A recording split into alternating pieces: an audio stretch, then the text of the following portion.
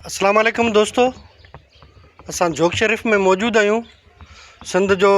नाले वारो लेखक ऐं GSN महाज़ जो चेयरमैन ऐं सिंध जी सियासी तारीख़ जो ॼाणू सूफ़ी हुज़ूर बख़्श असां सां गॾु मौजूदु आहे। मौजूदा सियासी सूरत हाल ऐं उन जो तारीख़ी पस मंज़र उन ते गुफ़्तगू कंदासीं। हीउ जेको वफ़ाक़ी हुकूमत तरफ़ां कारपोरेट फार्मिंग जे नाले में सिंधू दरिया ते 6 कैनालनि वारो मनसूबो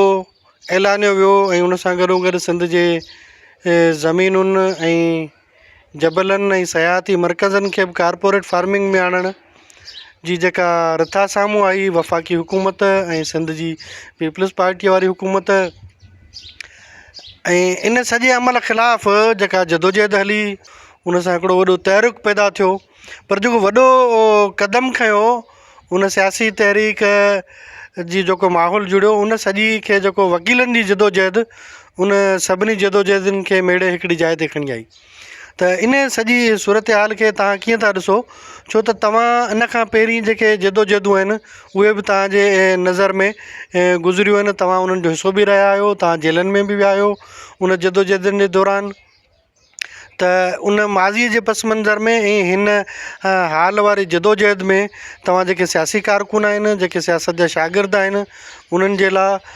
कहिड़ो पैगाम ॾींदो ऐं हिन जदोजहद खे तव्हां कीअं था ॾिसो? साईं, हिन जदोजहद लाइ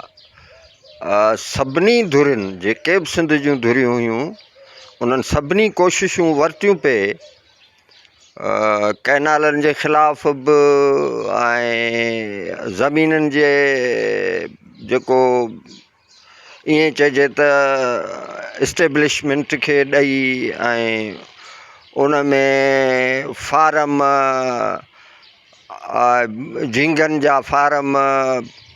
ऐं इहा का रवाजी ॻाल्हि त हुई कोन जंहिंजे लाइ 10 महीननि खां ज़ैन शाह पंहिंजो सुमरे साहब, हाफ़िज़ मौलवी अयाज़ लतीफ़ पली जो सिंधी अवामी तहरीक, इन्हनि सभिनी ऐं जसकम आरी सर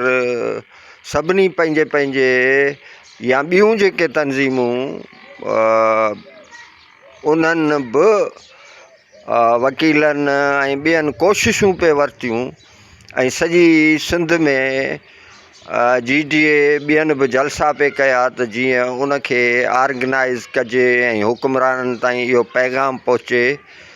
पर उन लाइ जेका सरकार हुई या जेके उन जा सहकारी हुआ जीअं पीपल्स पार्टी, त उन्हनि इहो तासिर पे ॾिनो त बाबा इहे ठहनि ई कोन पिया। पर पोइ जो सॼी ॻाल्हि साम्हूं अची वई, इंटरनेशनल मीडिया बि चयो त बाबा इहे त अॻु में ई जुलाई में ई इहे सभु शयूं तय थी चुकियूं आहिनि ऐं पोइ वधीक उनखे अथी इन्हनि खे तॾहिं मिली जो पंहिंजो पंजाब जी वज़ीर आला मरियम नवाज़ ऐं आर्मी चीफ वञी इफ़्तिताह कयो त पोइ सभिनी जूं अखियूं खुली वयूं त भई हीअ शइ त अमलनि हर शइ तयारु थी वई आहे ऐं उते आबादियूं बि थियनि पियूं किन।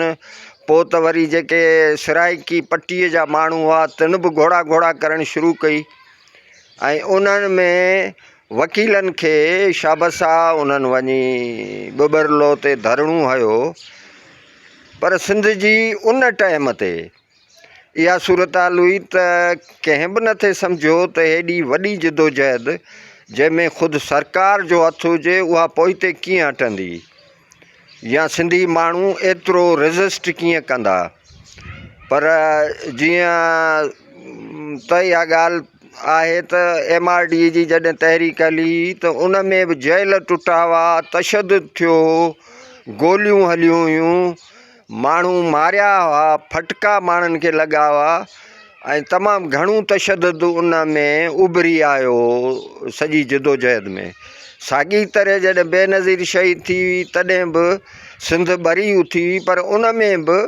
तशदुद उभरी आयो। हीअ जेका जदोजहद धरणो लॻो त उन में हज़ारे गाॾियूं बीह वयूं ऐं उहे सभु माल बरदार ऐं सभिनी में कंहिंमें कोयलो त कंहिंमें सामान ऐं सामान किरोड़े रुपयनि जो हो। ऐं हिते त आम पाण वटि सिंध में जेका अमन अमान जी सूरत हाल आहे